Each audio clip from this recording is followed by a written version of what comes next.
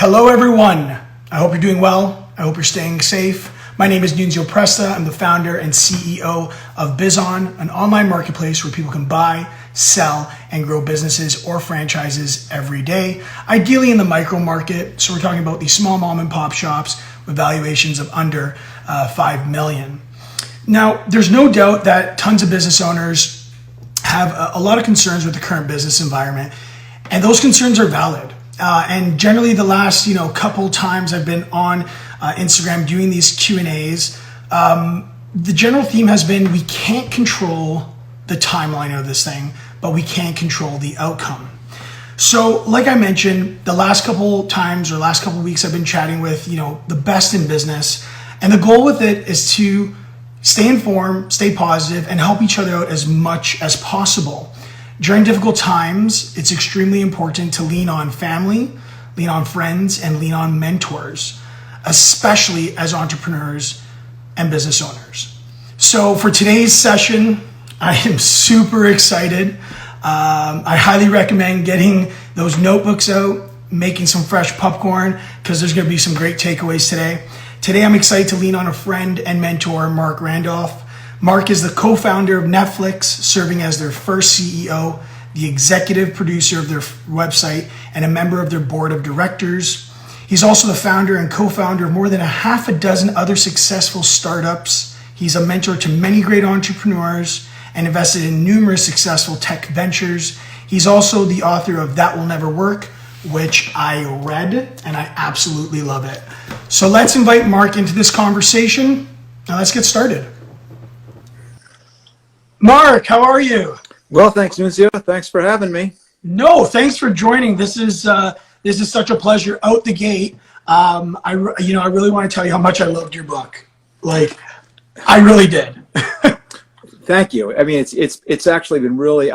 Yesterday I was talking to my family about like the highlights of the last year, and the book for me was one. It came out so much better than I expected. So I'm glad it actually resonated with you and. Yeah, seems to be hitting a nerve at this time. Yeah, and I don't know if you remember, but when I purchased it, I sent you a quick little tweet saying, "Hey, bought the book, so excited to read it," and you tweeted back saying, "Hey, if family's first, just like your Twitter bio, you're gonna get a lot of guidance out of it." And I just want to confirm that I absolutely did. I loved how you shared the growth story of Netflix. Sharing that idea and the process to making it real and adding value to the world, which I'm just fascinated about. That's my passion. And I also loved how you incorporated stories around your family. So I'm not saying this because Marc's here, but if anyone needs a read, please buy this. It's a great read. So Marc, the idea with this is we want to provide as much value as we can to the listeners and to everyone and to the audience. So what I have is about 10 questions that I'd like to go through with you and get some answers. What do you think about that? Well, lightning round. We'll see what we can do. Okay, so the first question is, when building Netflix, were there any economic shocks that you had to navigate through? And if so, how did you get through that? Well, it depends how you define shock. There's thousands of economic shocks throughout. Because it certainly wasn't like it is now, where companies at least have a track record, and their Series B, is like $50 million, and are these crazy numbers. When we were starting out, it was always hand to mouth, so the slightest disruption was a shock. Yeah. But probably the biggest shock, of course, was what happened in the summer of the year 2000, when Netflix was about 2.5 years old, which was when the .com bubble burst. And the transition was just so dramatic, because it went overnight from this atmosphere where if you had the letters COM at the end of your name, it was this license to flag down the passing trucks filled with money, and they just back into your driveway and dump it out. And all you needed to get was the wheelbarrow to bring it in. And then overnight, all of a sudden, .com were the scarlet letters, and it was impossible to raise money. And we were at a really bad point at that moment. We had finally cracked the code. We'd finally come up with the repeatable, scalable business model. The business was taking off, but that was really expensive. And so the very time we could have really used the cash, all of a sudden it was instantly unavailable. So what was that point, or what was that, I guess, event that helped you get through that? Well, desperation, and because the irony was, it took us. We launched in the spring of 1998. And it took us a year and a half of struggling, of trying hundreds of things to finally come up with something that worked. And the thing that worked was really somewhat irrational. It was this no due dates, no late fees, rent all you want, one flat monthly subscription fee. And it was so complicated for people, like no due dates, no late fees, that the way we decided to get over that hump was to borrow a page from my old magazine subscription background and have it be first month free. Yes. And it was subscription, which at the time was pretty revolutionary in the software business. So you gave someone a first month free, and then they paid you month after month, little by little. But of course, we were giving them a real product. We were shipping real DVDs. We were incurring shipping costs, packaging costs, content costs.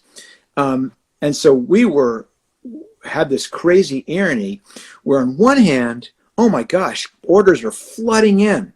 I was so excited. Yeah. But every single order that went out was costing me $30 or $40. So I was going broke being successful. And that's when the bottom dropped out. And that's the time when we said, we can't do this on our own. It's time to get out. It's time to find someone deep-pocketed to take over this problem. And in this case, that was Blockbuster. And that was the famous flight to Blockbuster in Dallas to try and pitch to them that we should join forces. They should buy us. And they should basically take us over because they had the deep pockets to handle it. And when they said no, and I think we said we'd sold to them for $50 million. Yeah. And they said no. Blows my mind. Yeah, me too. And I remember how sobering that was, because when we had finally gotten them to take this meeting, I said, this is it. This is so obviously in their best interests. Oh, we're saved. They're going to take this over. We'll join forces. Great. But then when they said no, it was terrifying, because now not only was there not going to be this deus ex machina, this hand of God that was going to reach down and solve our problems and pluck us from danger. Now, not only do we have to get through it on our own, we had to do it by going through Blockbuster. They were going to compete with us. Yeah. And it required this incredible doubling down on, we have to focus on the things that are important. We have to be extremely narrowly focused. We have to tighten up our team. We cannot make any mistakes. And we realized that there was no shortcut, that in this case, the only way out was through. Yeah, and that's a great story and a famous story. I love that. And your answer also indirectly answered my next question, was about there's tons of business owners that are getting no's for a variety of reasons right now. And my question was, how do you deal with that? And correct me if I'm wrong, but I think the answer is by focusing on what's important, right? Especially in the interim. What's your 2 cents on that? So when you say, what do you say when you get no? It is an automatic flag that goes off for me, because I am a person who does not take no for an answer very easily. Yeah. It's just my nature. And I can't remember whether the story's in the book, but I think it is. When I was in college, I was graduating and looking for a job, and I got this crazy idea. I wanted to be in the advertising business, but there were no jobs for business people if you were an undergraduate in advertising.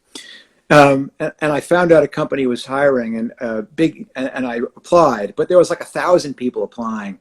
But I made this cut, and then they flew us all down, made the second cut, got all the way through this against all odds to the final 4 people. And they brought the 4 of us in, and we spent the whole day there interviewing all the senior execs. And at the end of the day, they said I hadn't gotten the job. And I went back to college, licking my wounds, and decided, this is crazy. What am I missing? And I wrote a letter to every single person I'd interviewed with. and said, what could I do differently? What could I learn? What could I find out? How can I prepare myself to get this job if I apply again next year? And they said, come on back down. And they flew me down and they offered me the job. And the cool part was, of the 4 people, those 4 finalists, they hadn't given the job to any of us because they had wanted to see which of the 4 of us wouldn't take no for an answer. Exactly. And it was such a lesson for me that there's almost always a way around. But you have to have an element of realism and timing. And what I'm finding right now is the single hardest thing to navigate about the COVID-19 situation in business is the high degree of uncertainty. This is a problem which is totally opaque. You have no idea when things are going to let up. You have no idea what the rate of recovery is going to be, which industries it will impact, how quickly it will come back. It's unknowable. No matter how much research you do, you can't answer that problem. And so trying to drive forward irregardless is imprudent. Yeah. What you have to do, in my opinion, is put yourself in this crouching ready position, a position comfortable enough that you can hold it for as long as you need to hold it. And you prepare yourself that when you see the things you're ready, you want, when you see the conditions starting to appear, that's when you leap. Yeah. But doing something like, I can be ready now, it's futile. I see this with companies trying to raise money. No one is going to say yes, despite what they're saying about, oh yes, we're still funding, we're still open for business. These guys, these teams, these men and women, the VCs have nothing to do. Yeah. They'll take your call. They're happy to chat. And the end of the chat's always going to be, well, let's check in again in a month and see how things look. Exactly. So you can't waste your time. You prepare yourself for what will happen when you're ready to go out. What do you need to have ready? How do you cut your burn down to a level that you can hold that position long enough, whether it's 6 weeks, 6 months, a year and a half? That's all you can do. And then prepare yourself by doing the things you can do while you're waiting. Yeah, I'm with you on that. I think people have to understand and get to this position where they're surviving and in that crouch position for when things bounce back and the lockdowns are lifted and things can get back to normal. So it's trying to find that sustainable rhythm where you could stay in that crouch and survive. So it's hard. Great answer. It's cutting deeper than most people are comfortable with. Yes. Because they want to preserve it. Like, if business comes back in 4 weeks, I don't want to be unready. Yeah. But the problem is you can't know that. You end up spending too much money waiting for something that won't happen. And so what I've advised people getting more concrete here is, rather than trying to guess, to say, let's pick September 1st. Are you ready for September 1st? Instead, I say pick a recovery period. I want to be in a position where once I see the things I like, I can be back in business in X weeks. Got it. And it could be 8 weeks, 12 weeks, 16 weeks. It depends on what your business is. It's all different. That makes sense. The silver lining here, this is not going to sneak up on us. Yeah. It is not like all of a sudden you're going to wake up on Monday morning and see, tomorrow everything's back in business, and boom. Yeah. It's not. It's going to be, whatever happens is going to happen slow enough. So the question is, how do you get yourself ready and recognize when you're to start preparing to get ready, not when you have to be done being ready? Love that answer. Switching gears here, Mark, talking about obviously being in quarantine, there's so many pressures on business, marriages, and relationships in general. So I want to switch gears and just get your advice on balancing both business and relationships and marriages under one roof. Any opinion on that? Yeah, that's certainly a leading question. Because the answer is that's been a big priority of mine from the very beginning. Yes. I mean, I think I recognized I was out of balance when I was still in my late 20s, which gave me enough time to actually do something about it. To recognize really early on that I did not want to be one of those entrepreneurs who was on their sixth startup, but but also on their sixth wife. Yeah. I wanted to make sure that I stayed best friends with my best friend, my wife. I wanted my kids to grow up knowing me and hopefully liking me. I have some passions in my personal life. I'm an outdoors person. I love climbing. I love backcountry adventure. And I wanted to make sure I had time to do the things that made me whole as a person.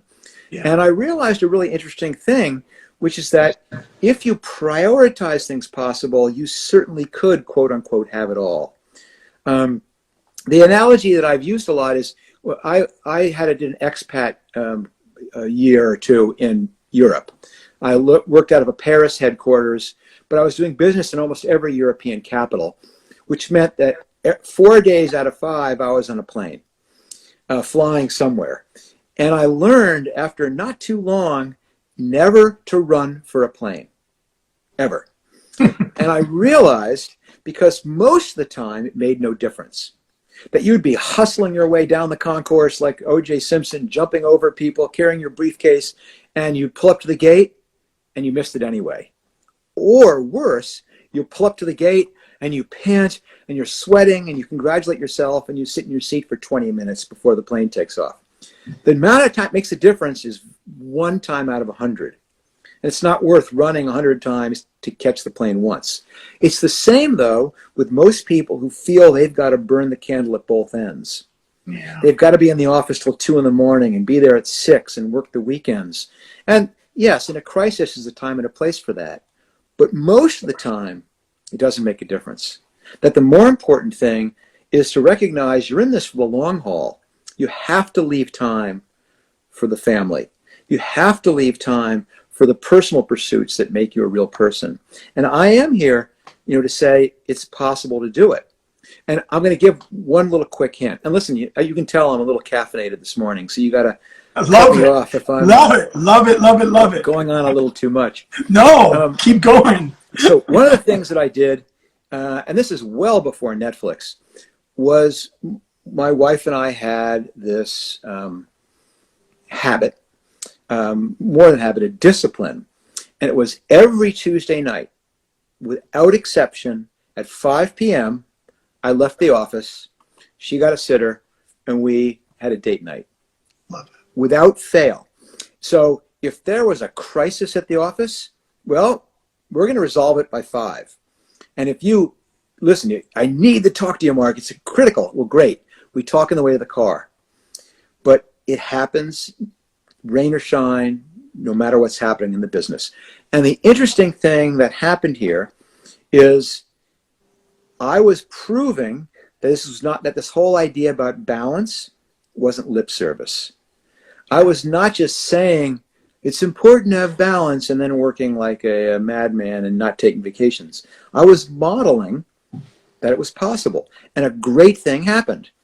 The other people at the company began realizing they could leave This at is possible. 5 o'clock. Yeah. And they began taking this time. And all of a sudden you recognize that's this perfect example of how culture is not what you say, it's what you do.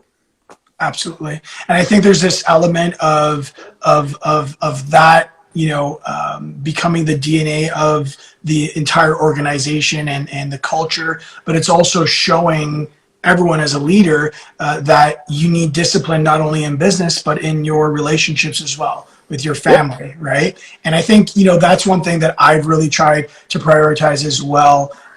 This balance and harmony between my relationships and my family and my business as well. And like you said, there are moments where, you do have to work a little bit later or do this, but consistently I'm trying to stay disciplined to my calendar, to tell you the truth. That's what keeps me as disciplined as can be. And I just literally am, scheduling things in slots, and I check them off as a to-do list, and then I'm home for dinner and it's family time.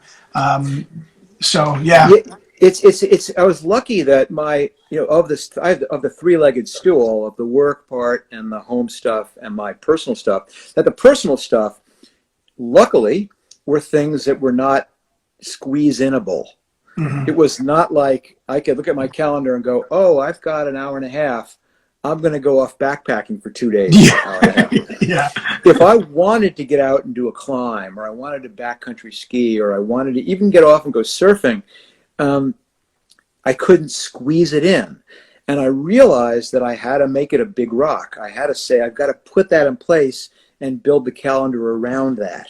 Yeah. And that discipline of putting things on the calendar far enough in advance in big chunks and then guarding them with my life was the only way I was going to get this time. And I began applying that exact same discipline to the family. And I think a lot of us do the family as the squeeze-inable, because God bless us, we are blessed with best friends who tolerate it, who you have an hour free, and so you go out for an hour and do, but that's not enough. Yeah. So you've got to recognize, no, I really have to make this about spending the time. And like for doing Netflix, God, there's 1,000 things on fire. And I was running a business and growing a business. And so I would go home for dinner at, forgetting the Tuesday, but every day I'd try and be home by 6, just so I could be there for the kids. I had little kids, and have dinner with them and put them to bed. And then I'd go back to the office for a couple hours, because that's what I had to do. But I had that big rock that I anchored to make sure it happened.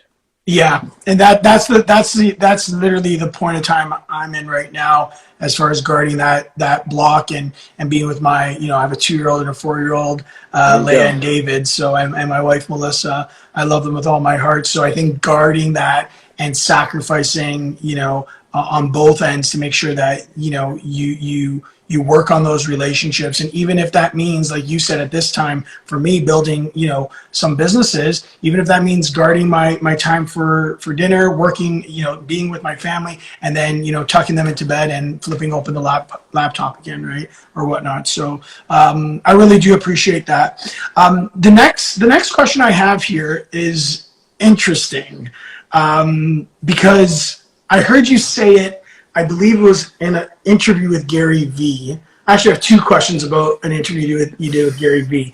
And one, my mouth went like this, I'm not the only one. You mentioned something about having a reminder reading folder. Can you chat about that? Because I have one too, and I want to know what that does for you, and do you leverage it in trying times and whatnot? No, I'm not sure we're thinking the same thing. I can't remember what I told Gary. That interview was like 90,000 miles an hour. Oh, I know. He's fast. When you say rely on in trying times, what do you mean? No, so you mentioned something about having a reminder reading folder where you jot down notes of things that inspired you in the past, and you look upon it just for inspiration or whatnot. You mentioned that you have that, so I want to know, do you reflect on that or leverage it during a time like now, for example? Less than I used to. Which is just the nature of the beast. It used to be something when things were so crazy. It was a way for me to kind of back myself up. Got it. That's you know what I mean? To pull myself up to the 40,000 foot view, not just about the business, but about everything, about my place in the universe, so to speak. In some ways, it was a humbling exercise, as well as anything else, to recognize that sometimes the things that I was working on that felt like crises, that if I didn't get them right, it was disaster. In reality, were not so bad after all. Yeah. The reason it's a little less important for me now is my life has gotten much, much more balanced now than it even was then. And I find I have that natural perspective in a much better way. But it's kind of interesting. Let's change subject slightly. The COVID-19 thing has been a really interesting reading folder for me, so to speak. Because, the book, That'll Never Work, came out in September. Yeah. And for the 2 or 3 months leading up to that, it was crazy, doing all the pre-press stuff. And then when it came out, it was even crazier doing all the promotional work. This is layered on top of my normal keynote speaking business, work, and the normal board meetings I have for the companies that I work with and that I mentor, and the fact that my wife and I like to travel. First, I was sleeping in my own bed like 1 week out of 5. Yeah. It was crazy. I was working all the time. Like we'd be flying somewhere and get in the plane, and I'd just be sitting there catching up for 11 hours all the way to, Europe or wherever it was. And here I am in my house, just sitting here, and it's fantastic. I've slept in my own bed for about 6 weeks in a row now, Nice. Which is the longest I've slept in my bed for probably in a row for probably 20 years. My family is around the dinner table every night. I'm having these long Zoom cocktail parties with my far-flung friends. Yeah. We're going for walks around the neighborhood, and this is the reading folder. Yeah. And I'm going, God, how did I let some of this stuff get out of control? Interesting. And what can I take away from this? This sucks. I mean, God, all my calls with my businesses are desperate. They're all laying people off. They're all having a hard time with fundraising. Yeah. But I have to look at some of these things that are a message to me that you can have this life back if you plan for it. And I recognize that I've let a lot of these things slip away. And I've kind of made this resolution that I've pulled this COVID-19 has slapped me in the head and said, focus here. You can have these things that you want if you pay attention to them and make them happen. I agree, and I think that's kind of the silver lining of this beast. It's slapped a lot of people in the face to say, hey, you're going too fast and doing too much. Slow things down and audit your life in a sense, right? So, Marc, love it. I do want to respect your time. Thank you so much for joining us. And I do have one just last question. And that is, what is one thing that many people may not know about Netflix?